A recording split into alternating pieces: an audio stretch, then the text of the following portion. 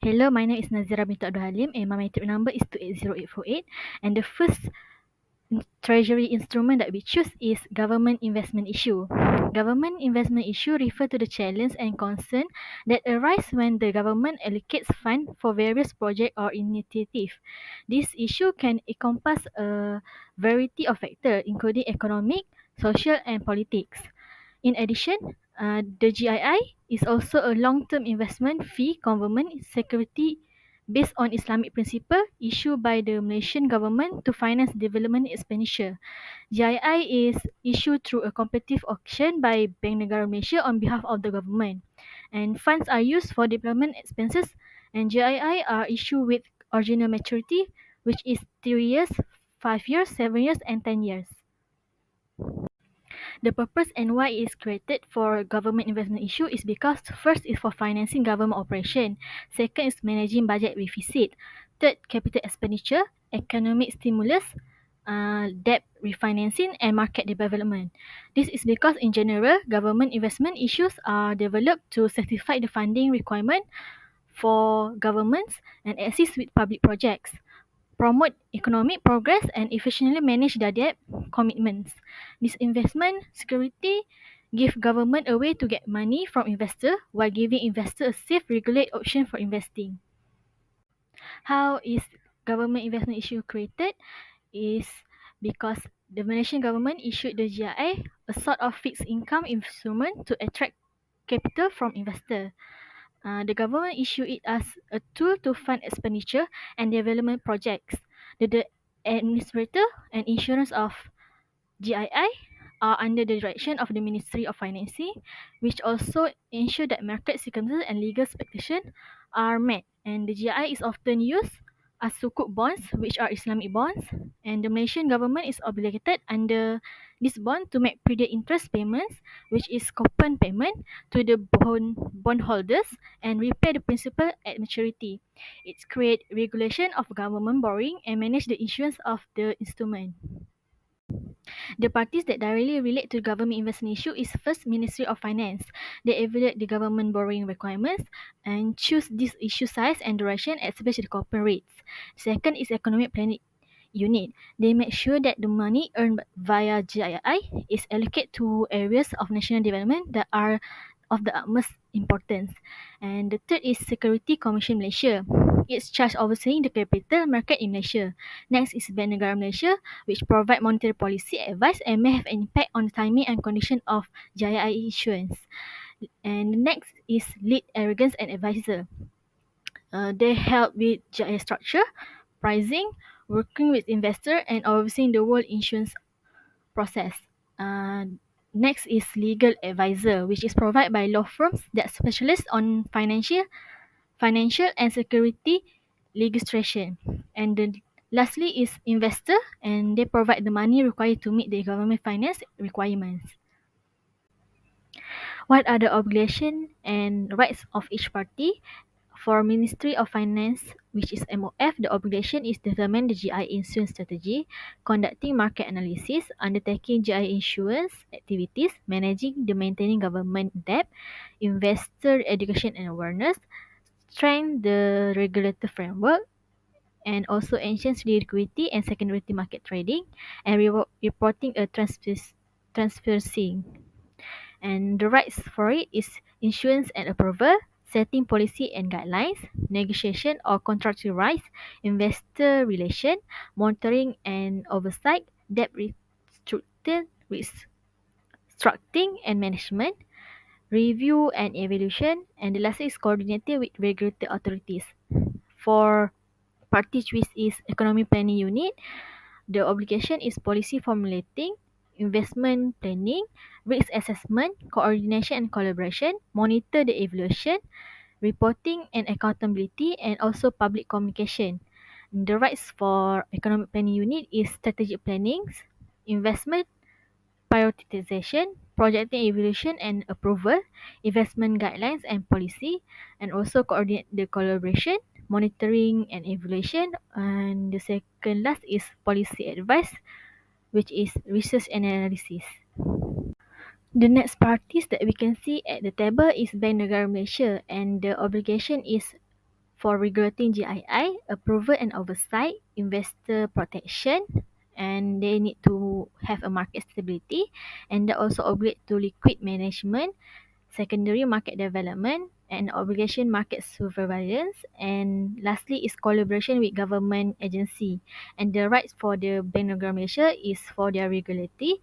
They also have right on monetary policy implementation, prudential regulation, licensing and supervision, foreign exchange control, and they also have the right market operation and liquidity management, and they also have a rights in financial stability, and lastly is collaboration with regulatory authorities.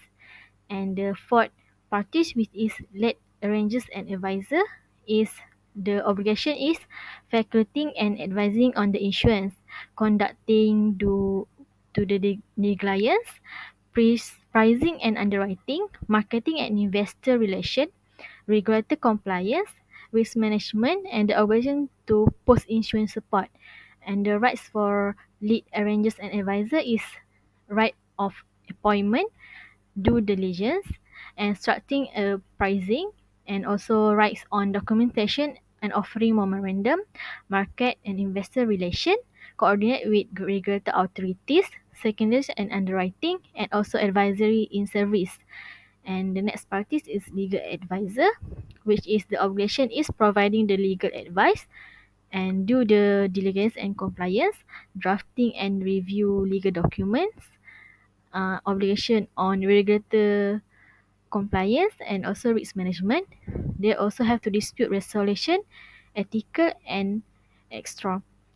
And the right is for legal counsel and your due right on due diligence, and the right for documentation drafting and review, and the rights of regulatory compliance and negotiation and contractual rights. For obligation for rating agency is independence and objectivity, obligation on rating methodology and transparency, timely and accurate ratings, compliance with regulatory requirements, obligation on rating review and monitoring, disclosure of rating actions, confidentially of obligation, compliance with international standard. The rights for rating agency is to access to information, intimacy and objectivity rating methodology, which is timely and accurate ratings, and the rights on rating disclosure, and rights on confidentially and compliance with regulatory requirements, appeal and dispute resolution. For the investor, the obligation is for obligation due for the diligence, compliance with regulation, assessment of risk and return, disclosure on actions and information, timely payment and settlement. They also have obligation ongoing monitoring, compliance with control obligation, and derivative and tax obligation. They also have a professional advice for the obligation. They also have a rights which is access to information, non-discrimination, and right to transparency and disclosure, and rights in investor protection, and rights on transferability and liquidity. Next is privacy and confidentiality, right of bondholders, and regulatory compliance. The lastly parties, which is Security Commission Malaysia, the obligation is regulating the GII, approval and supervising, investor protection, market surveillance, in, surveillance, surveillance. Next is investor education and awareness, enforcement action, collaboration and coordination. They also have the rights for regulatory oversight and rights on listening registration, disclosure and transparency, rights in investor protection, market supervision, approval and review, and also the rights for enforcement action, which collaboration with regulatory authorities. Next, I will talk about risk to each parties. The first risk is political risk, which is politics has impact on government investment, and politics can change as a result of election change in the government policy or other geopolitical development. Risk can be introduced to the investment environment by political instability, corruption, and change of leadership. And the second risk is economic risk, which is economic factors such as currency fluctuation, inflation, and change in importer or export duties or taxes. This is also can affect importers involved in government investment project. Benefit to each parties is first for government is sourcing of funding. Government can generate money from the public through government investment issue to fund a variety of interest the construction of infrastructure or to pay fiscal obligation. Its facility in closing the budget gap without relying primarily on taxes. And for the issue also, for lower interest rate, government can attract investor at the relative lower interest rate since they often have lesser credit risk than private firm. As a result, borrowing from the government is more affordable than from other of the fundings. Uh, the next benefit to each party is for the subscriber, which is investor, and the benefit is safe investment. Due to the full trust and credit of the issuing government, government bonds are regarded as low risk investment, and it's also a regular income. Government bonds frequently provide bondholder with recurring income stream by paying periodic interest, which is coupon payments. Coupon payments. What is pricing mechanism of government investment issue? Government investment issue is issue under the Government Funding Act 1983, and the terms and conditions of the GI should be governed by and construct in accordance with the laws of Malaysia, and the parties irrevocably submit to the exclusive jurisdiction of the courts of Malaysia. And as we can see at the slide, that's the following formula determines the cost of GII. How is government investment issue is traded? As we can see at the slide, is the process of government investment issue, which is a first step. The investor or subscriber to Malaysian government investment issue can go to the respective banks, and second steps is BNM on behalf of investor purchase higher compliant commodities from a commodity broker at the cost price, and the third step is commodity are immediately sold the GOM at the market price on a deferred payments basis on refer to the six steps, and the GOM issue MGII to investor as evidence of the indebtedness from the deferred payments. And the fifth step is the GOM behalf of the GOM, BNM immediately sells the commodity purchased by the GOM in the third step to commodity broker for immediate payment of process of the cost price. And the lastly step is the GOM makes security payments to investor, which is predict profit management through the tenure of the MGI or principal repayment and final profit payment at maturity of the sukuk. Is there any secondary market that relate to government investment issue? The answer is yes, because investor can buy and sell previous issue government securities such as treasury bills or bond on the secondary market for government investment issue. Government issue this security to raise money to pay for various initiatives and fulfill their financial responsibility. It also because security may be exchanged on the secondary market after they have been issued in the first sale has finished, and the secondary market also plays a crucial role in determining the market price of government security, which can influence their yields or interest rate. An investor who wants to acquire say government asset before they mature can do so on the secondary market, which offer liquidity. Where and how can you have access to the government investment issue is first in government website, go to the official website of the government department in charge of overseeing investment in Malaysia. And the second is Economic Development Agency, which is often known as investment promotion organization that facilitate investment and give prospective investor information. And the third place is Finance Ministry, which is visit the website of the Treasury or Finance Department of the nation. And fourth is central banks. The central bank of our nation, which is Malaysia, may also be able to give information on matter related to the public investment.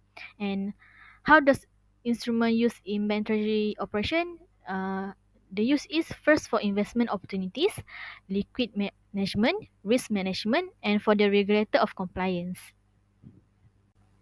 There are official guidelines regulating the government investment issue, which is guideline on the unlisted capital market products under the Security Commission Malaysia, and the second guidelines on debts issuance by government and government related entities, and the second guidelines is guidelines on offering on private debt securities. And the fourth guideline is Central Bank of Malaysia Act 2009 and Government Security Act 2006. And the lastly guidelines is Guideline on Securities by Bank Negara Malaysia. And who are the regulating agency? First is Security and Exchange Commission (SEC). The SEC control supervise the security market, including public investment made by public bodies. And the second is Federal Reserve System, which is the FED. Despite not being a regulated body, the Federal Reserve System plays a significant role in monetary policy and may have an impact on investment related decision through its politics or not its policies. And the third is Government Accountability Office, which is GAO.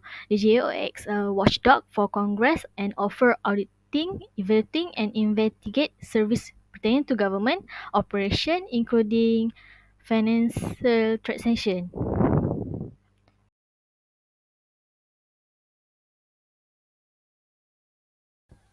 Assalamualaikum.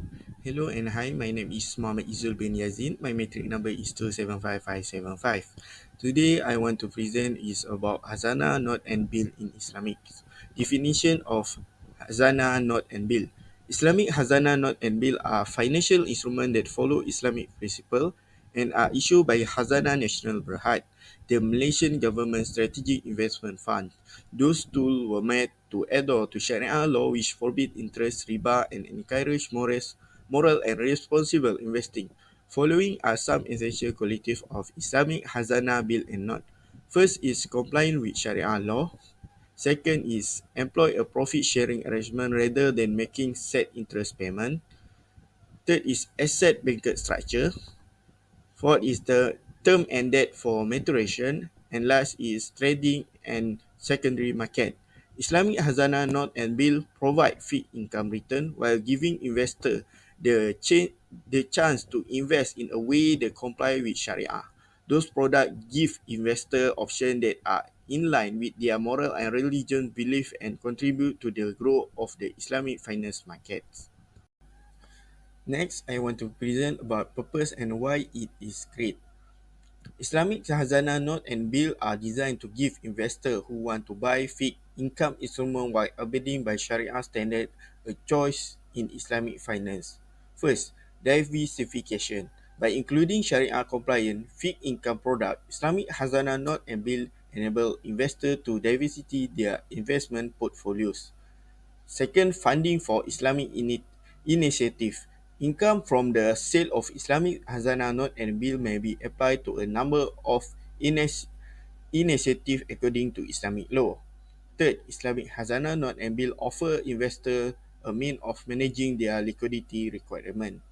Number four is Islamic finance market development. The issue of Islamic Hazanah note and bill is in the expansion and development of the Islamic finance market.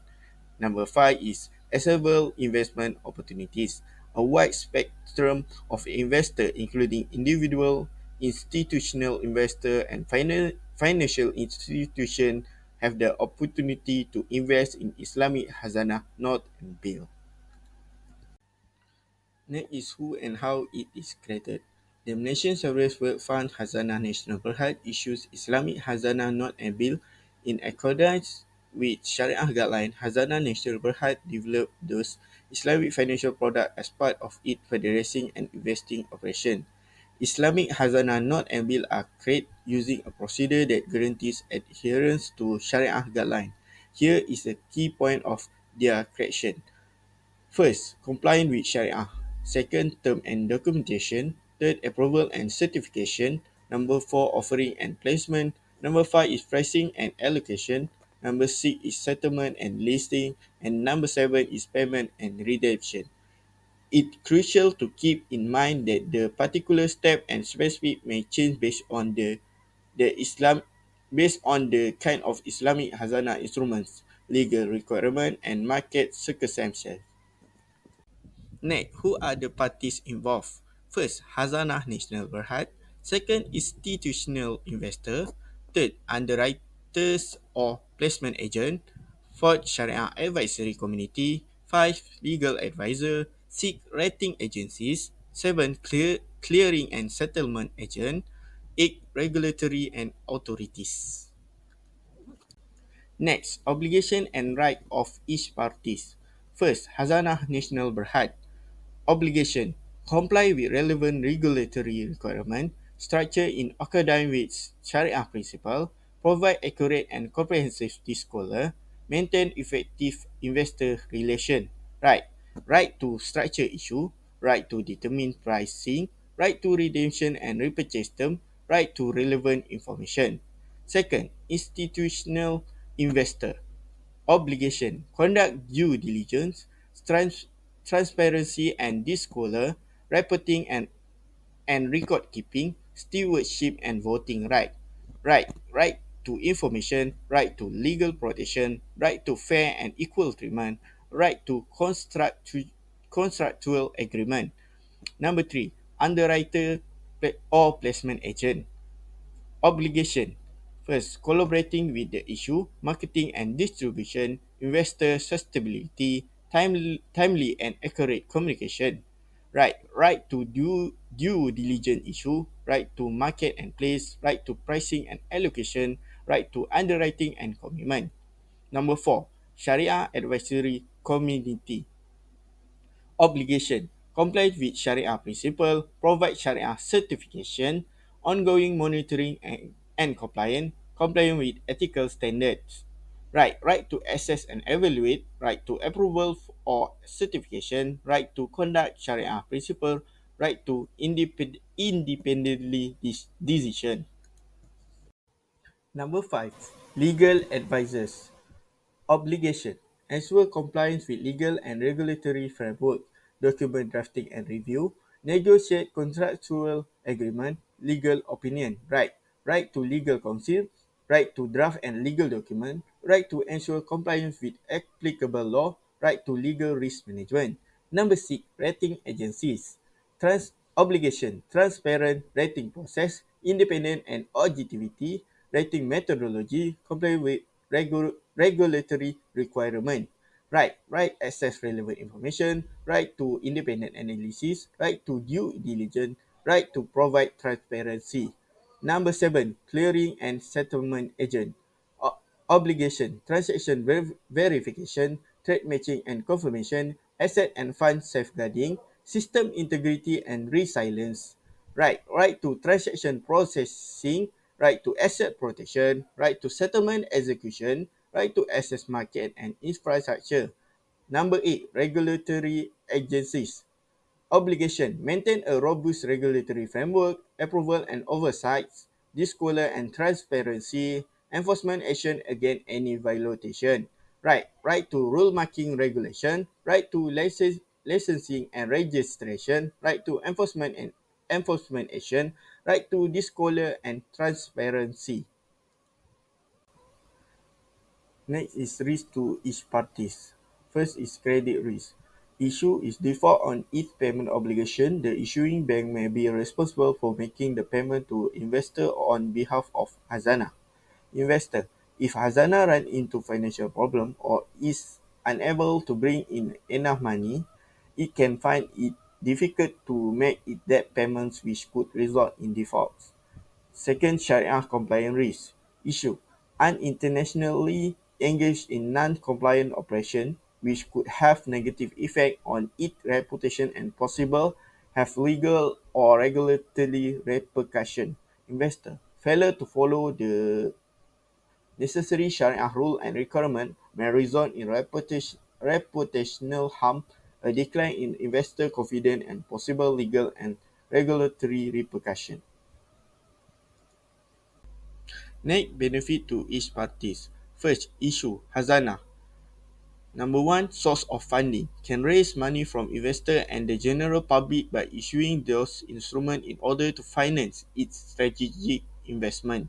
Second, Sharia compliance. Its borrowing activities are in accordance with Sharia principle by issuing Islamic instrument which is crucial for moral and religious reasons. Second, subscribers. First, low credit risk. Khazanah non-bill carries a relatively low credit risk, which makes them a safer option than other forms of debt. Number two, regular income. Investors are frequently paid monthly return on khazanah notes which are comparable to compound payment on traditional bond. Next is what is the pricing mechanism. The Malaysian and international capital markets see regular issue from khazanah national. We can improve our capital structure and diversity our source of finance with the aid of sukuk and bond issues. It was great to invest Malaysia excess cash and is one of the biggest sovereign wealth fund worldwide. Below is the information about the general pricing model of the sukuk. Next is they have two formula. First, in order to find sukuk price, we need to identify its present value.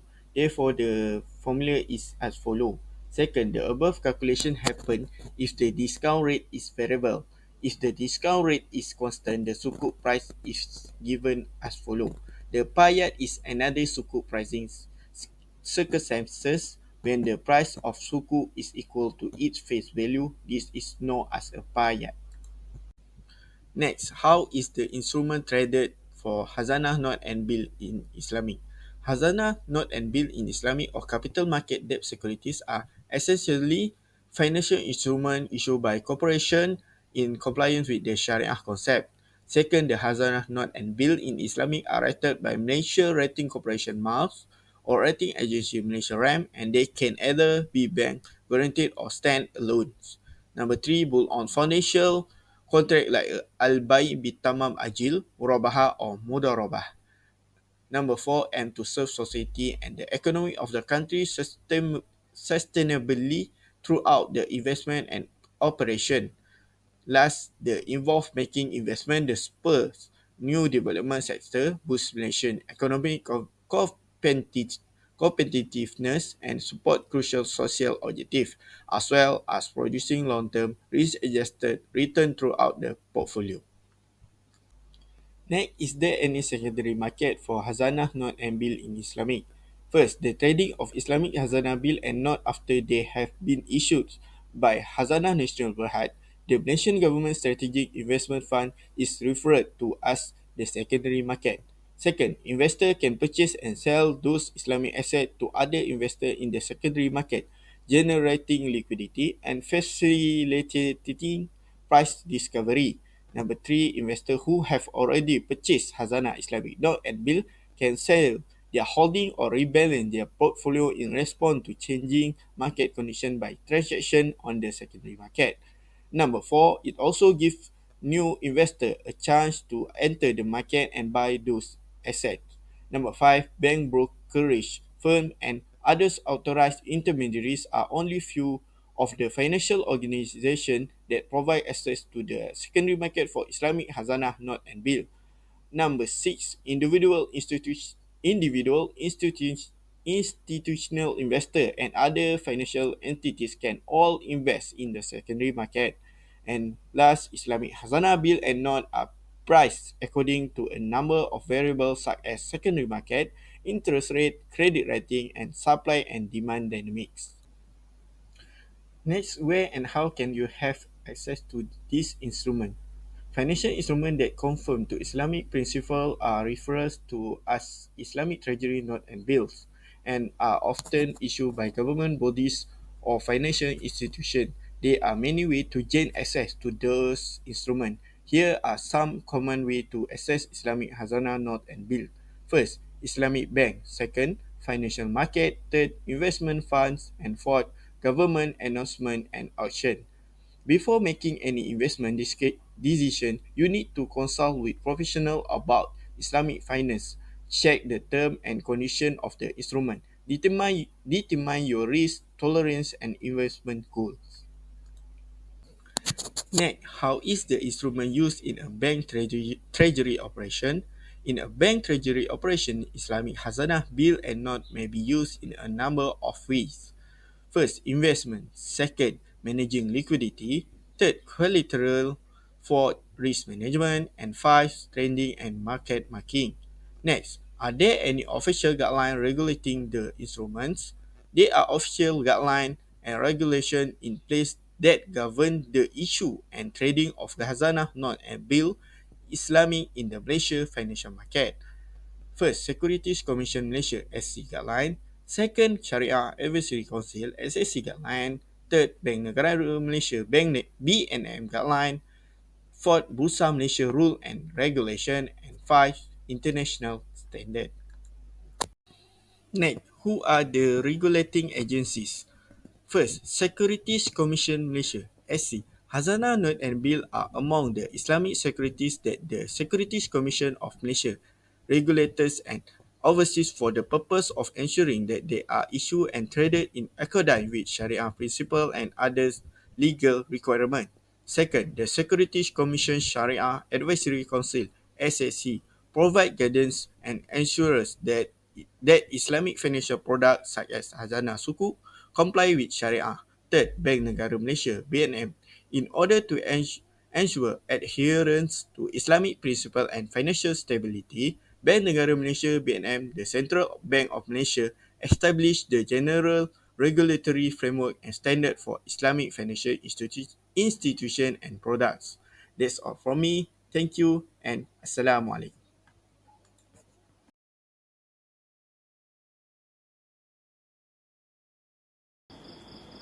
Assalamualaikum and salam sejahtera. My name is Muhammad Ali Fitri and my metric number is 2755398. Now I want to present about Islamic Cagamas bonds, notes and bills. First, we look at the definition. Firstly, Cagamas Islamic bonds issued by Cagamas as medium to long-term debt instruments. Cagamas bonds are used to pay for the acquisition of mortgage loan and Islamic finance option from financial institutions. These bonds provide investors with a fixed periodic return over specified terms, which are typically between 1 and 30 years. Secondly, Cagamas Islamic note issued by Cagamas as short-term debt securities. They usually mature between a few months and a few years. To raise money to meet the liquidity needs of financial institution, Cagamas notes are used. Lastly, Cagamas Islamic bills issued by Cagamas as short-term Islamic financial instrument. Usually, they are issued with maturities between a few days and a year. Cagamas bills give investors looking for short-term Islamic securities a low-risk investment alternative while also helping Cagamas manage its short-term liquidity needs. And then we look at purpose, why it is created. Islamic Cagamas bonds, notes and bills are typically issued to finance housing and real estate developments. First is Islamic capital market development. The issue of Islamic Cagamas instruments contribute to the growth of the Islamic capital market. Cagamas helps to the expansion and sophisticate the Islamic finance sector by providing Islamic bonds, notes and bills. Second is supporting Islamic financial institution. By promoting market liquidity, Islamic Cagamas instruments indirectly support Islamic financial institutions. This encourage the expansion and stability of the Islamic banking and finance industry. And then, who and how it is created. Islamic Cagamas bonds, notes and bills are created by Cagamas Berhad, which is a government-owned company in Malaysia. First, Sharia compliance. Cagamas Berhad established a Sharia Advisory Committee comprising experts in Islamic finance and Sharia law. Second, Cagamas prepares the necessary legal and financial documentation specific to Islamic finance, such as the Suku Al-Ijarah framework for bonds. Third, approval and certification. The Islamic Cagamas instruments and their structure are reviewed and approved by the Sharia Advisory Committee to ensure compliance with Islamic principles. Fourth, offering and placement. Cagamas offers the Islamic Cagamas bonds, notes or bills to investors, including institutional investors and the public, through private placements or public offerings. Fifth, pricing and allocation. The pricing of Islamic Cagamas instruments is determined based on market conditions and investor demand. Since settlement and listing, the instruments may be listed on a stock exchange or an alternative trading platform, making them tradable. And lastly, payment and redemption. During the tenure of the instruments, periodic profit distributions are made to the holders according to the profit sharing mechanism agreed upon. Next, who are the parties involved?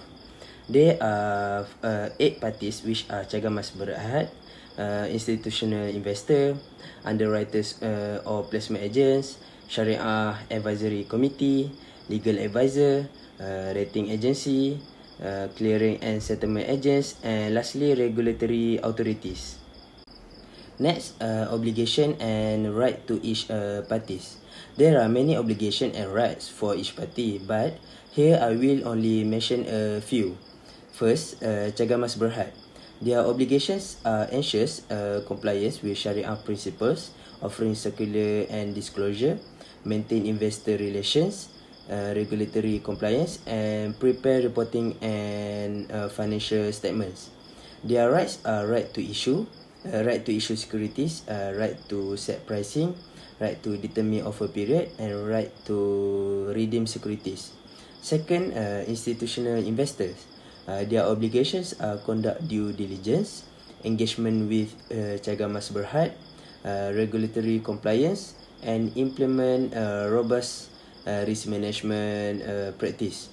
Their rights are right to information, right to transparency, right to due diligence, and right to purchase and sell.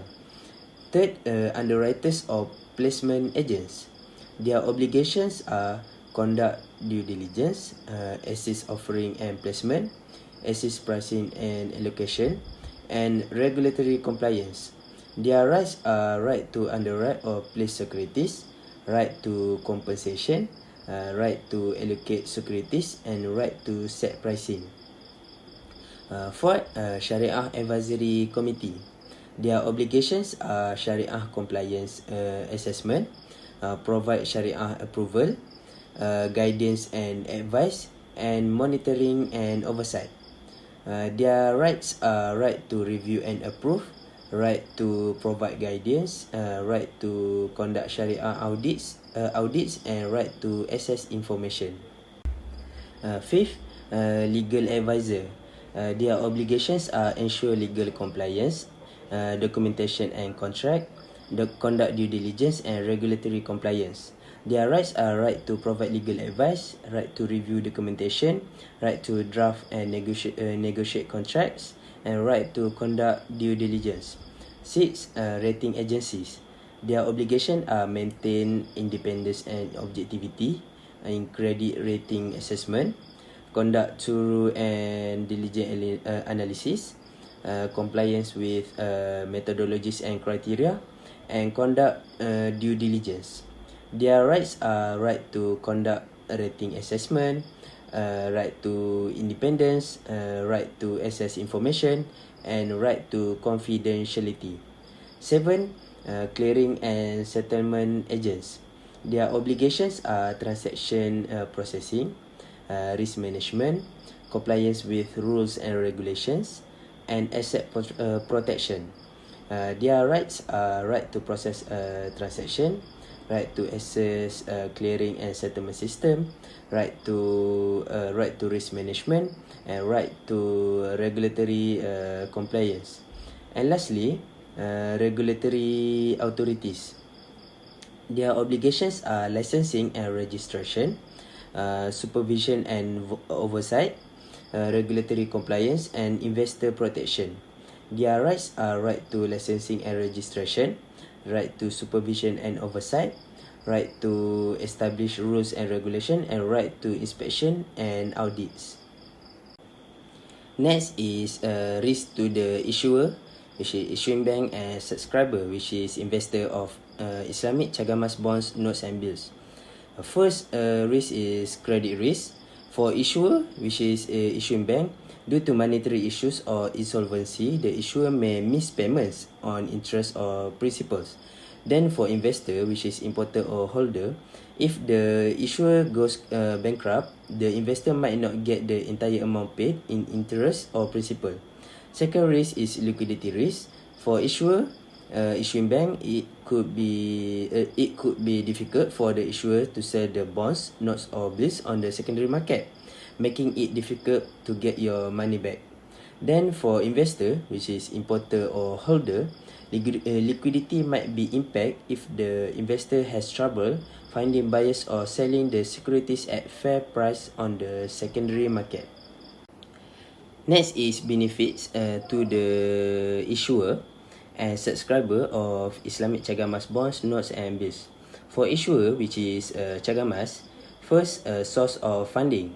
Cagamas can raise money from the general public and investors to fund its mortgage-related activities by issuing these instruments.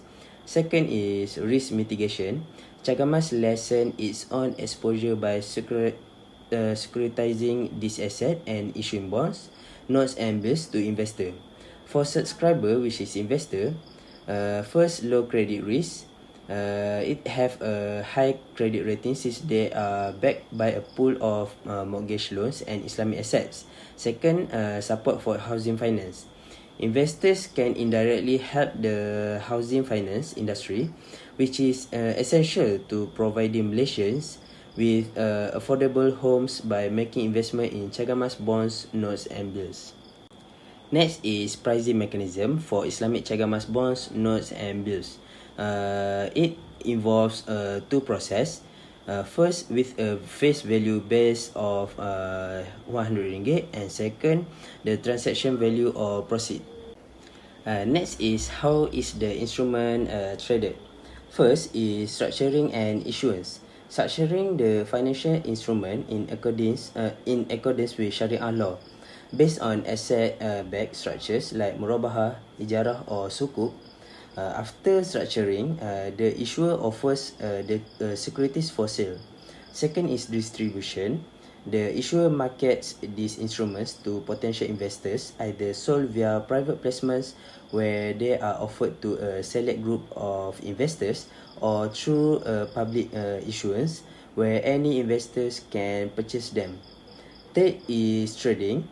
Once the instruments are sold, they enter the secondary market where investors can buy and sell them. Trading typically take place over the counter, which is OTC, rather than on a centralized exchange. Although it's possible for them to be listed and traded on an exchange. And fourth is settlement. As the securities reach maturity, the issuer is obligated to make payments to the investors. Instead of paying interest, the issuer provides return through mechanisms such as profit sharing or lease payments. Next, is there any secondary market? The answer is yes. Investors can purchase and sell these Islamic assets to other investors in the secondary market, generating liquidity and facilitating price discovery. Trading on the secondary market allows investors who have already bought Islamic Cagamas securities to sell their holdings or change their portfolios in response to shifting market conditions. The financial institutions that give access to the secondary market for Islamic Cagamas bonds, notes and bills include banking institution, brokerage firm and other authorized intermediaries. Next is where and how can we have access to the instrument. First, banks. Second, financial institutions. Third, online trading platforms. Fourth, financial brokers. And fifth, the primary markets. Next is how does the instrument used in a bank treasury operation. First is investment. Second is liquidity management. Third is collateral. Fourth is risk management. And fifth, trading and market making. Next is official guidelines regulating these instruments. Guidelines help ensure transparency, investor protection and compliance with Sharia principles. Some of the key guidelines and regulatory frameworks include guidelines on the offering of Islamic securities, Sharia governance framework, Sharia standards, Securities Commission Sharia Advisory Council, which is SAC resolutions, Cagamas guidelines and circulars, and regulatory reporting and disclosures. Last but not least, who are the regulating agencies in Islamic Cagamas bonds, notes and bills? First is Securities Commissions of Malaysia, which is SC. They controls and monitors the issuing and trading of Islamic securities, including Cagamas Sukuk, which is Islamic bonds, to guarantee adherence to Sharia principles and pertinent regulatory standards.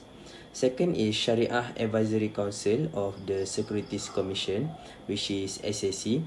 They provide advice and oversees the compliance with Sharia of Islamic financial instruments such as Cagamas Sukuk. Third is Bank Negara Malaysia. Bank Negara Malaysia is crucial in ensuring that Islamic principles are followed and that the economy is stable.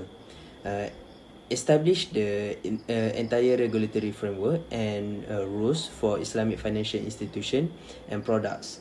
That's all from me. I will pass to the next presenter.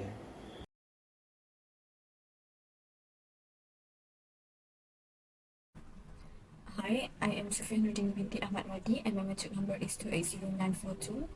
Now I will share about the international banker acceptance. Definitions of banker acceptance. An international banker acceptance, also known as a banker's acceptance or simply as a BA, is a financial instrument commonly used in international trade and finance. It represents a time draft or a short-form credit instrument that is issued and guaranteed by a bank on behalf of an importer or buyer to pay a specific amount to an exporter or seller at a predetermined future date.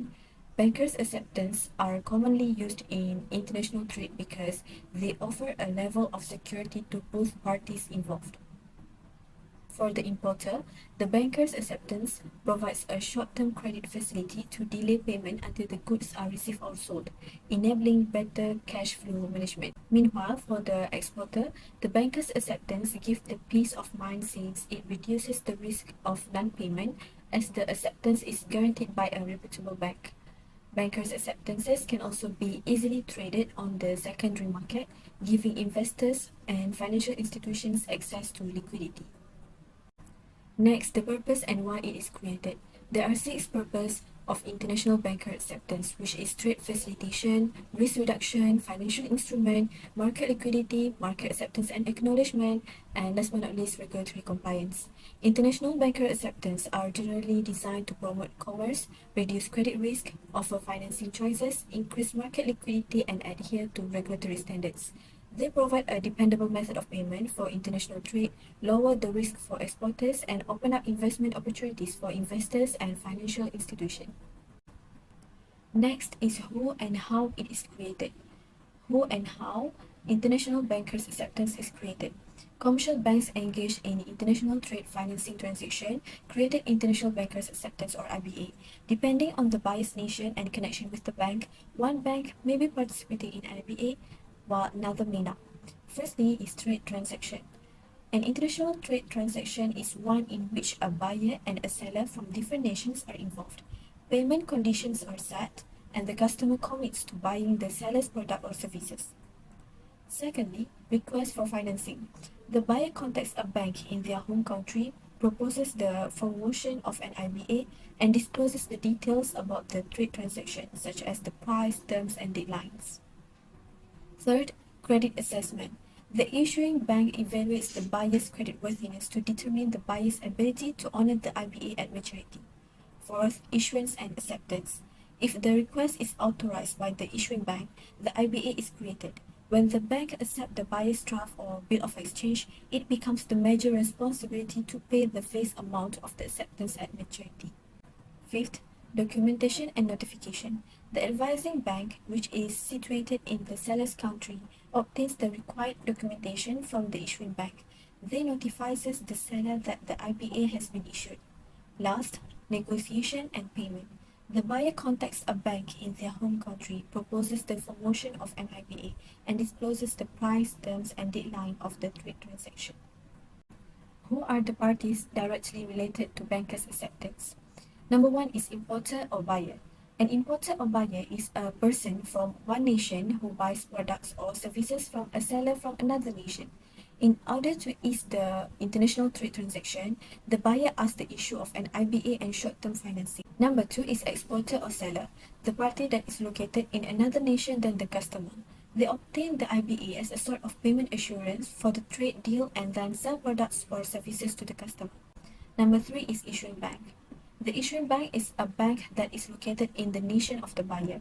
In the buyer's name, it drafts and issues the IBA. When a draft or bill of exchange is accepted, the bank determines the buyer's creditworthiness and takes on the main obligation to pay the acceptance's face value when it matures. Number four is conforming bank. In certain circumstances, especially where extra payment security is required, a conforming bank may be engaged. The conforming bank, which is based on the seller's nation, adds its confirmation to the IBA and ensures that the seller will be paid. This gives the seller extra peace of mind about the payment. Number five is advising bank. The notifying bank, often referred to as the advising bank, tends to be located in the nation of the seller. It serves a go-between for the seller and the issuing bank. The advising bank assists the transaction-related communication and documentation, notifies the seller of the IBA's issue, and notifies the buyer. Number six is financial institution. The IBA transaction may also include other financial institutions such as correspondent banks or investment banks. They might provide financial assistance, serve as intermediaries, or take part in the secondary market for IBAs. What are the obligations and rights of each party in bankers' acceptance? First is importer or buyer. They are obligated to request, negotiate, and accept the IBA, ensure sufficient funds for the payment upon maturity, and make payment upon maturity of the IBA. And last, notify the issuing or confirming bank if any discrepancies or disputes. They have the rights to request bankers' acceptance, to negotiate terms with the seller or exporter, to make payment upon maturity, and to dispute non-compliant bankers' acceptance. Second is exporter or the seller. They are obligated to request and negotiate the IBA with the importer, deliver goods or services within time frames, accept the IBA if they are also the drawee of the IBA, provide notice to the negotiating or confirming bank if non-acceptance or non-payment happen. Exporter or seller have the right to request bankers' acceptance, negotiate terms with the importer or the buyer, receive payment upon maturity, assign or discount the banker's acceptance, and they have the right to dispute non-payment. Third is the issuing bank. The issuing bank obligates to review and process the IBA in a timely and accurate manner, ensure adequate funds and make payment upon maturity of the IBA, maintain confidentiality and security of the IBA and related information. Issuing bank have the rights to assess creditworthiness, negotiate acceptance terms, present the accepted instruments of payment, and they have the right to seek indemnity in the event of non-payment or default by the importer or buyer. Next is the confirming bank. They are obligated to review and confirm the IBA received from the issuing bank and confirm with the exporter, make the payment upon maturity of the IBA, comply with all applicable laws, regulations, and guidelines. The confirming bank have the right to confirm the banker's acceptance, assess creditworthiness, charge and negotiate confirmation fees, and seek indemnity in the event of the non-payment or default by the issuing bank or the importer. Number 5 is advising bank. They are obligated to authenticate and verify the IBA received from the issuing bank. Notify the exporter about the IBA includes any amendments or changes to the IBA, transmit the IBA to the exporter, and maintain confidentiality and security for the IBA and related information. The advising bank have the right to advise and verify the banker's acceptance, charge advising fees, relay amendments or instructions, and last but not least, seek reimbursement and disclaim the liability. Also, we have negotiating bank. Negotiating bank are obligated to authenticate and verify the IBA received from the exporter, handle and present the IBA for payment or negotiation, seek reimbursement from the issuing bank after the payment is made. The negotiating bank have the right to receive and verify the banker's acceptance, present the banker acceptance for payment, charge negotiating fees, and seek reimbursement and disclaim liability. Last but not least, we have the financial institution. The financial institutions are obligated to offer IBA services to their customers, assess the creditworthiness of the parties involved in IBA transactions, and handle payments and settlements related to banker acceptance transactions. The financial institution have the right to offer bankers acceptance services, assess creditworthiness, disclaim liability, and seek reimbursement and indemnity. Risk to the parties in bankers acceptance. There are two risks that will be handled by the issuer and investor of the IBA, which are foreign exchange risk and market risk. For the issuer of IBA, changes in the exchange rate between the currency of the issuing bank and the buyer's currency can affect the investor's actual profits, and the value of the banker's acceptance on the secondary market before its maturity may be impacted by changes in market circumstances, interest rates, or economic variables. However, for the investor of the IBA, currency risk is a possibility for the investor, and the fluctuations in exchange rates can have an impact on the ultimate profits in the investor's local currency.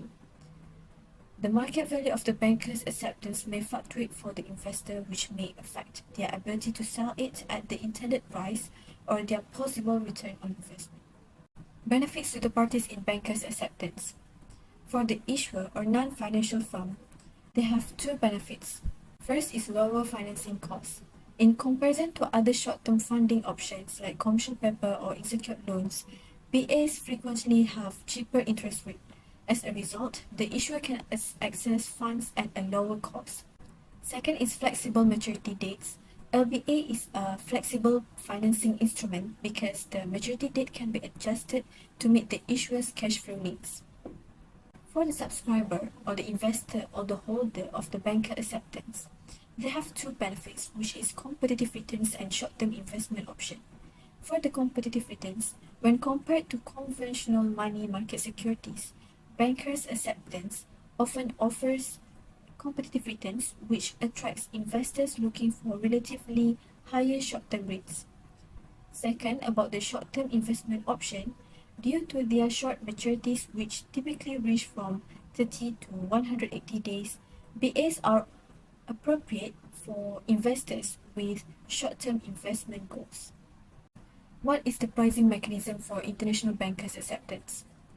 IBA is offered to both importers and exporters who need financing for their trade invoices. Between exporter, importer, and investors, the bank serves as a middleman. So how to calculate the cost of banker acceptance is equal to discounting amount plus acceptance commission. Discounting amount is the face value times 1 minus discount rate times days over tenure divided by 365 days. Besides, for acceptance commission is equal to face value times commission rate times days over 365. Now we will discuss two questions. How is the instrument traded and is there any secondary market? How is the international banker acceptance is traded? Market participants can trade a similar instrument face-to-face for a discount. The interest rate charged at a nominal spread over the government bills is the discount to a face value. Consider the scenario where the banker's acceptance responsibility for the deal execution is $150,000. The instrument may be sold by the holder, the exporter, to a third party for $145,000 on the secondary market. In this manner, banker's liability remains constant. This secondary market activity demonstrates the instrument's marketability.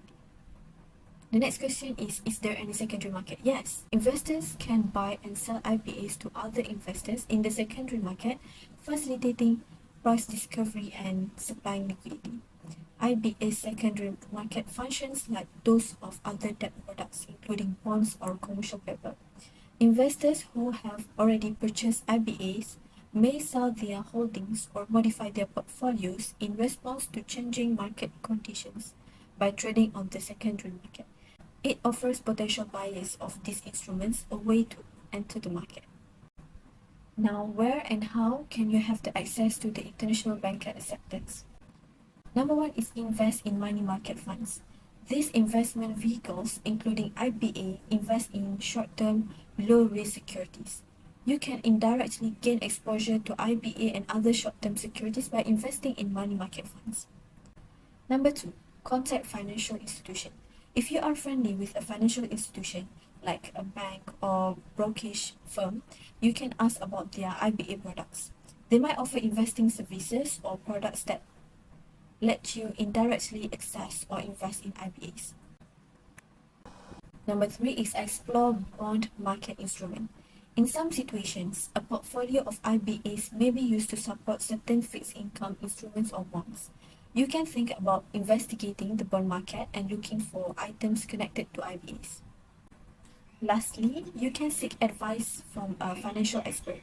A financial advisor may offer you individualized advice and assist you in examining investment possibilities that are consistent with your financial objectives.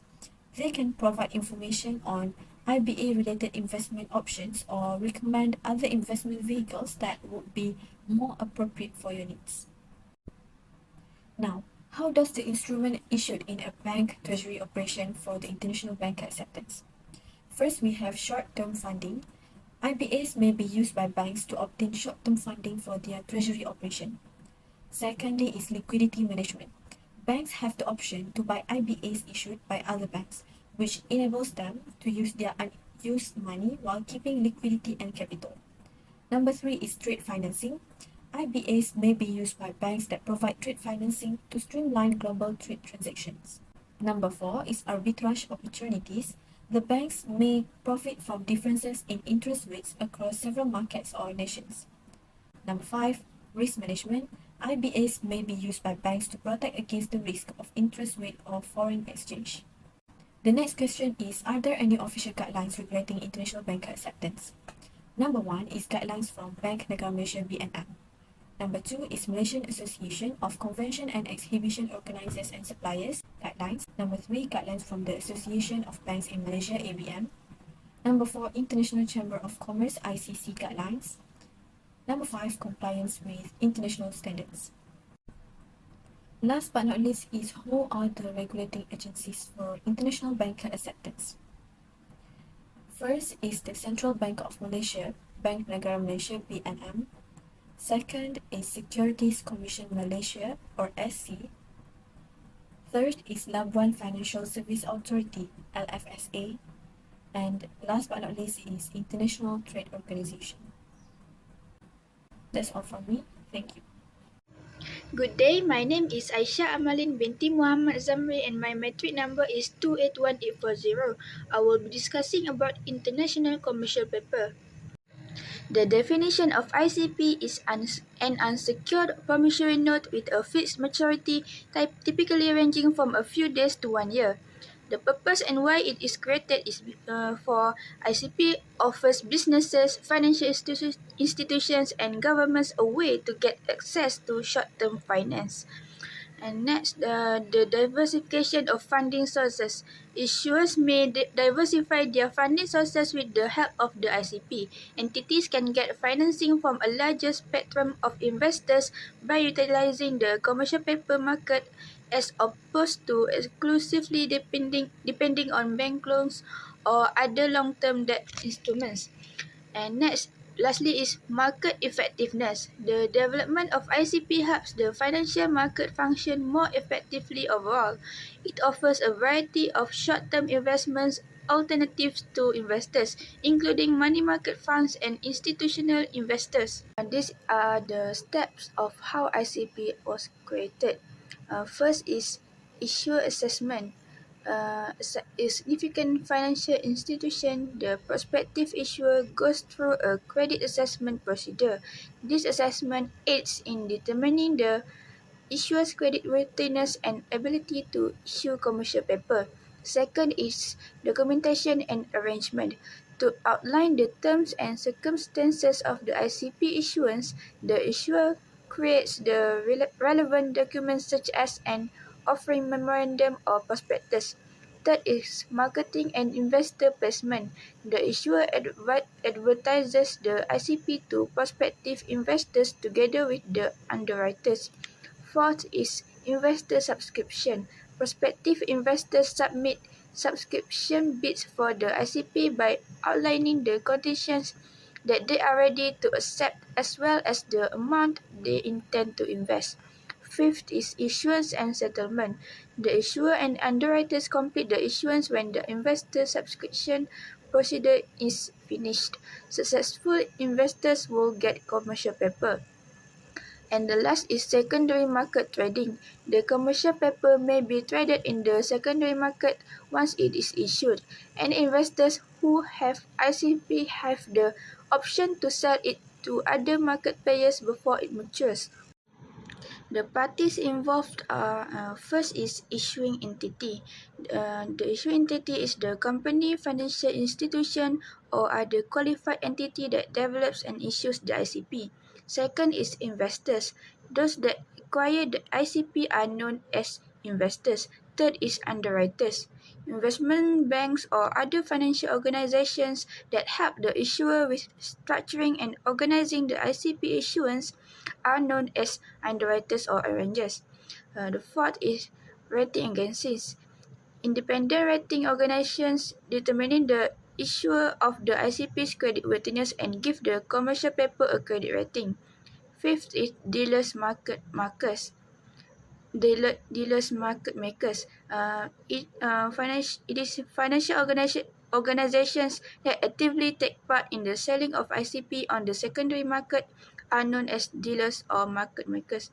Uh, the seat is clearing and settlement systems. Clearing and settlement systems make it easier for the issuing business and investors to settle ICP transactions in a safe and timely manner. The lastly is legal advisors. During the ICP issuance process, the issuing corporation receives legal advice from law firms that specialize in financial and securities legislation. Now I will be discussing about the obligations of each parties. For the party issuing entity, it has the obligations to regulatory requirements. The issuing entity has the obligation to comply with all applicable laws, regulations, and guidelines governing the issuance of international commercial paper. Second is offering documents. The issuing entity has the obligation to prepare the necessary offering documents for the international commercial paper issuance. Third is payment obligations. The issuing entity has the obligation to honor the payment obligations associated with the international commercial paper issuance. For the investors, have the due diligence. Investors have the obligation to conduct due diligence on the international commercial paper they intend to invest in. This includes evaluating the creditworthiness of the issuing entity, reviewing the offering documents, and assessing the associated risk. Second is assess risk. Investors have the obligation to assess and understand the risk associated with ICP.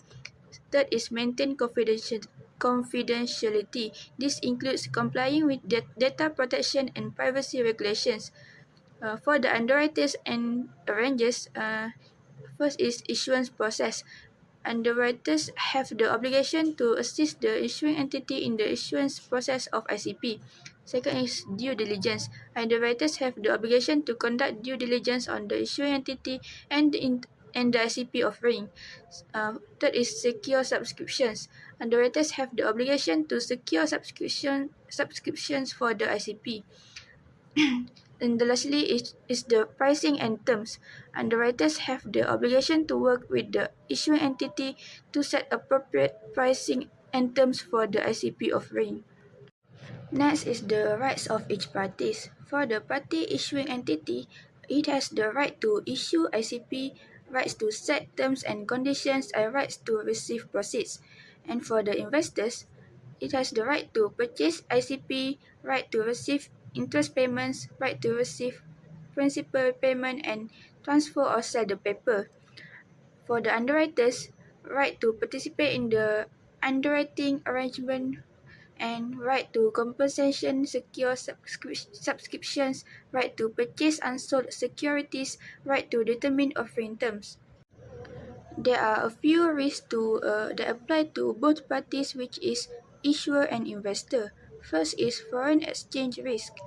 For the issuer, currency exchange rate changes between the currency of the issuing bank and the currency of the subscriber can affect the investor's return when converting the proceeds in an international ICP. And for the investor, the investment could be at risk from currency fluctuations, which could have an impact on the total returns in the investor's home currency. Next is regulatory risk. For the issuer, ICP issuance and trading may be impacted by modifications to rules or regulatory requirements in the nation of the issuing bank or the nation of the investor. And for the investor, regulatory changes may have an effect on the issuer's capacity to continue issuing ICP or influence of appealing ICP is to investors as an investment option. And for the benefit to each parties, benefit to the issuer is the short-term financing ICP offers an affordable method for issuers to obtain short-term capital to cover working capital requirements, support ongoing business operations, or deal with brief cash flow difficulties. And second is flexibility in maturity dates. ICP issuers can select from a range of maturities to satisfy their cash flow needs. And for the benefits to the investors is first is attractive returns. The international commercial paper is appealing to investors looking for relatively greater profits in the short term. And second is low credit risk. Low credit risk applies to ICPs provided by reputable and creditworthy organizations. Depending on their level of risk tolerance, investors can select from a wide range of issuers with various credit ratings. This is the formulas for commercial paper yield and the formula for pricing commercial paper. This financial product, which is ICP, often has lower yields than any other type of short-term debt instrument. Before investing in commercial paper, it is crucial to understand the maturity length of this form of loan instrument. Commercial paper can be issued for 1 to 270 days, which is 9 months. However, it is typically only issued for a period of 30 days or less. Additionally, some nations have a cap of 364 days, which is 1 year. The effective rate of interest on these documents increases with length. It's noteworthy to observe that the maturity affects the instrument's prices. Furthermore, since longer maturity assets are viewed as riskier than short-term instruments, they have greater yields. Next is how is ICP traded? To a buy and hold investor, such as the majority of money market funds, the issuer may directly advertise the securities.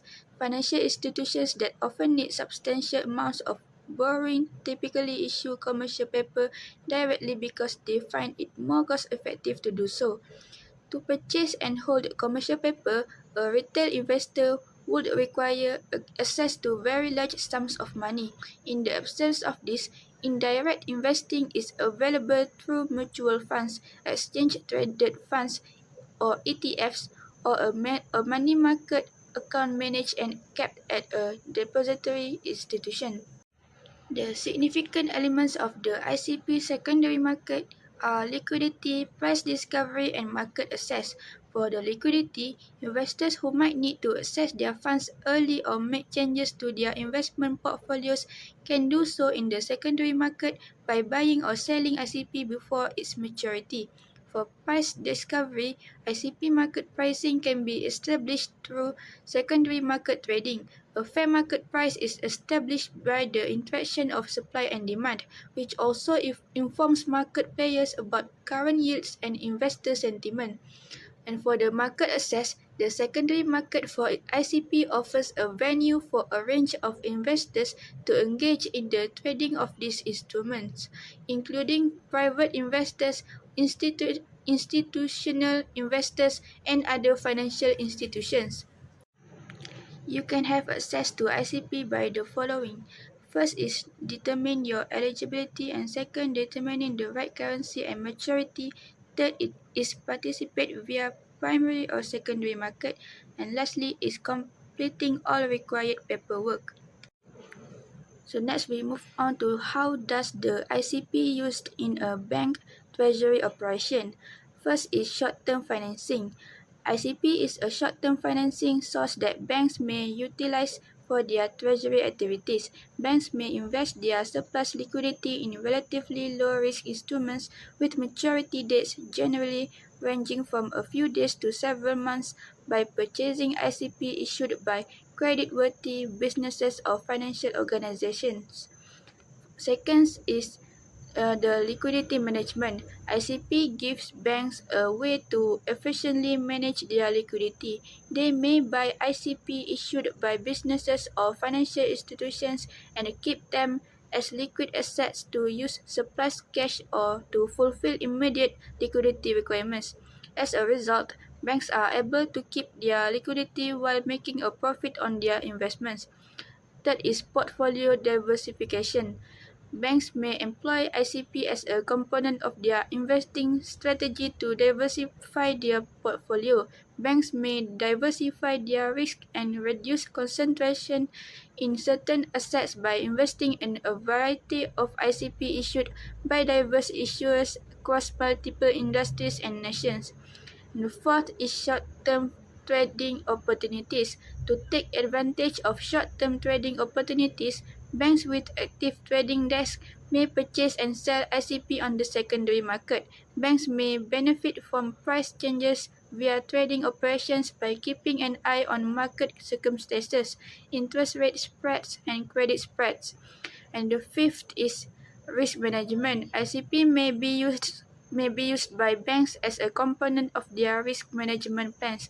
For instance, banks may invest in ICP with a certain credit rating to match their risk appetite and credit risk management frameworks, or invest in ICP with a specific currency to control foreign exchange risk.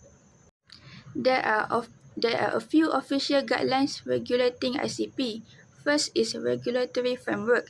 In Malaysia, the regulatory framework for capital markets is primarily overseen by the Securities Commission Malaysia, which is SC, and the Central Bank Negara Malaysia. The SC regulates the issuance and trading of securities, including debt instruments, while BNM oversees the overall stability of the financial system. And second is guidelines and regulations. The guidelines and regulations governing debt securities in Malaysia, such as bonds and commercial papers, generally cover aspects like disclosure requirements, prospectus issuance, offering procedures, investor protection, and ongoing reporting obligations. These regulations aim to ensure transparency, investor confidence, and the orderly functioning of the capital market. And here are some of the regulating agencies of international commercial paper. First is Securities and Exchange Commission, which is SEC, or Financial Regulatory Authority. Second is National Financial Regulators. Third is International Financial Organizations. And fourth is Credit Rating Agencies.